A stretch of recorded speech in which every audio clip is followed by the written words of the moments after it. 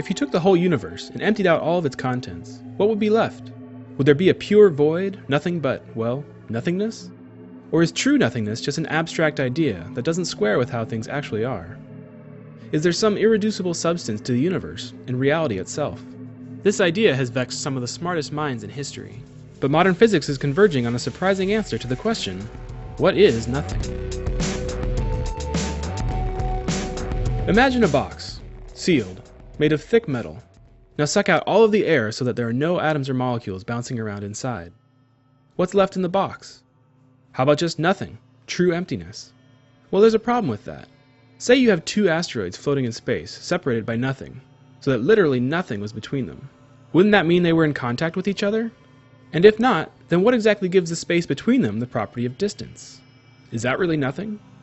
One way out of this is to say that there must be an invisible, frictionless medium permeating all of space, serving as a frame of reference. This has at various times been called the ether. Isaac Newton was a proponent of the ether idea. It made it easy to define how an object moves or rotates in space. And James Clerk Maxwell, who united electricity and magnetism, liked the idea too. It was a nice way to explain how things like light waves get around. But it wasn't long until another question arose. If there really is an ether permeating all of space, then it should be possible to measure how fast Earth is traveling relative to it.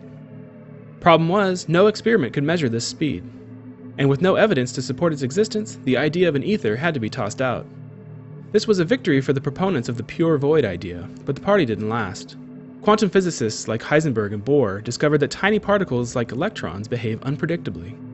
For example, you can never precisely know an electron's position and momentum.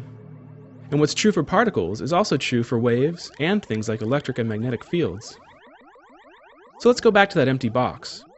We took out all of the particles, and it's made of metal, so no electric fields can be inside. But even though the average electric field inside is zero, at the atomic level, quantum uncertainty means that tiny local fields surge back and forth.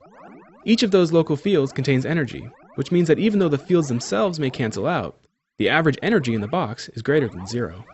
And this isn't just limited to electricity. It's true for all sorts of fields, waves, and even particles. That supposedly empty box actually contains energy. And the craziest thing is that that energy can be, and has been, measured in experiments.